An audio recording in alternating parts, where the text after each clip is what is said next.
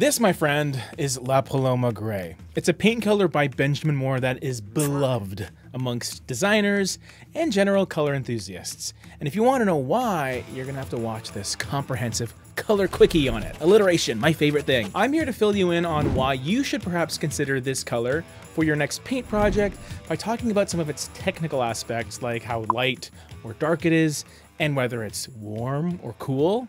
Ever wondered that? But I will also be your free color consultant by giving you some wall color options that you can pair with La Paloma Gray, as well as 2 trim color options that you can use on things like baseboards or your doors. All that fun stuff. Even though I said it was free, there is actually a small fee of a press of that like button. If you press it for me, it really helps the channel. It helps fulfill my dream of being a full-time YouTuber. And bonus points if you subscribe as well.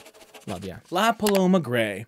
A cool gray reminiscent of a gently cooing dove. Credit to Benjamin Moore for writing that. Honestly, that cooing dove must have been gently covered in mud because overall, the color is a fairly dark neutral sitting in the mid-tone territory. So it's far from being white or even an off-white. But I do agree that the color has this sleek softness to it that maybe a dove might have as well. I don't know. I'm not a bird expert. The bird people? Comment below if I should start a bird channel. Sounds awful. It was interesting that La Paloma Gray is often considered a cool gray. And I think in practical use, that's a fair statement. Although it does feel like a mix between gray and brown, which can often lean on the warmer, cozier side of things. I think in this case, the gray is amped up enough where La Paloma Gray fulfills itself as being the gray it was meant to be. I don't really see it ever going into super cool territory though, where it might look blue or something. And although it has a touch of beige, it won't really feel beige leaning in the slightest. So take what you will from that. It's a great choice though. And if you want a neutral paint color that feels very contemporary and also pretty substantial because it's darker than you might expect, then this is a color that might suit you well. If we look at its LRV on the Benjamin Moore website, we can sort of call that the lightness score of every color. It only has around a 45 out of 100. And that puts it in the bottom half of colors darkness-wise.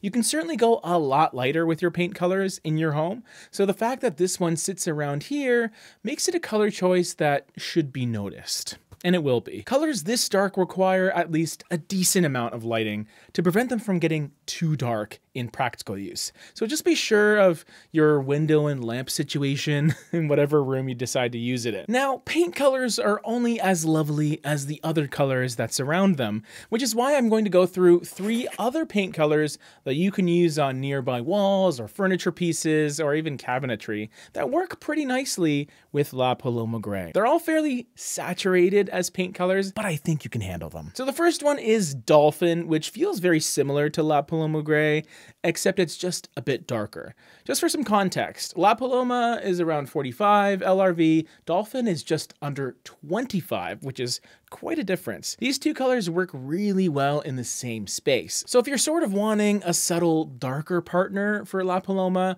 whether on an accent wall or even in an adjacent room that gets maybe a bit more lighting, Dolphin might be the one for you. Or if that other room has the same amount of lighting, but you just want a color that is a bit darker and a bit more dramatic, just for some levels and some depth, that's what Dolphin's for. The next color is just a touch darker than the last and really introduces a colder color hue.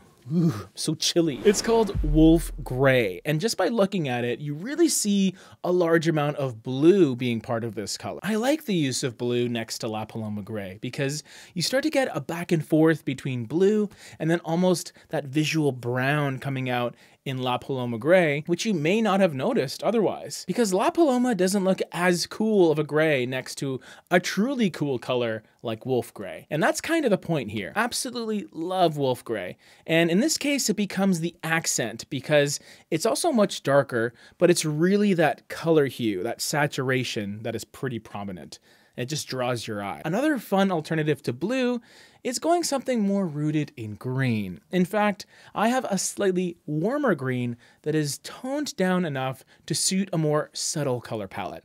It's called Carolina Gull, and we have another paint color in the 20s darkness-wise, but Carolina Gull is actually the lightest of these three color pairings. That lightness, in conjunction with the slight warmth, makes this the most accessible and organic color of the three, in my opinion. I would also say it's probably my favorite to use as like an all over the room color, but I'm a massive green fan, so I'm one to talk. I got green walls next to me. So now you're equipped with some wall color pairings for La Paloma Gray. What about trim colors? I have two for you, one on the lighter side of things and one that's darker. My light trim color that you would probably use on your baseboards and whatnot is called Vanilla Milkshake. And it's lovely, clean, and bright, but one of the softer, more muted off-whites that you can use on your trim.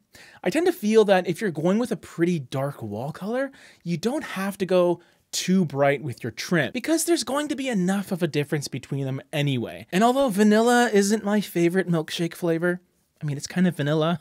As a trim color, I like that it's just a tad warm, but it's also grayed out, so it's not gonna look overly creamy, and it just suits the trim really nicely in this case. If you want something darker to feel a little more bold, I would suggest something like Deep Creek, which is sort of a slightly chalky brown that will feel pretty subtle next to La Paloma Gray, and especially next to Dolphin. But at the same time, they can really pop off of those other blue and green paint colors we talked about. You also have to check out this paint color by Sherwin-Williams because it shares some similarities to Deep Creek that you do want to see. You're the best.